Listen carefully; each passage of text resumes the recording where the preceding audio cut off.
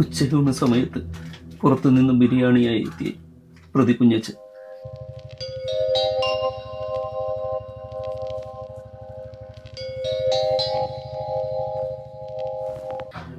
കൊല ചെയ്യപ്പെട്ട നിതിനെ വിളിച്ചു വരുത്തി പ്രതി സന്തോഷത്തോടുകൂടി ബിരിയാണി വിളമ്പി നൽകുകയും ഇനിയൊരു പ്രശ്നമുണ്ടാക്കില്ലെന്ന് ഉറപ്പ് നൽകുകയും ചെയ്തു. വാതിലൊന്ന് തുറക്കടാ. നീ അകത്ത് എന്തെടുക്കാണ്? വാ, വാതിൽ തുറക്ക്.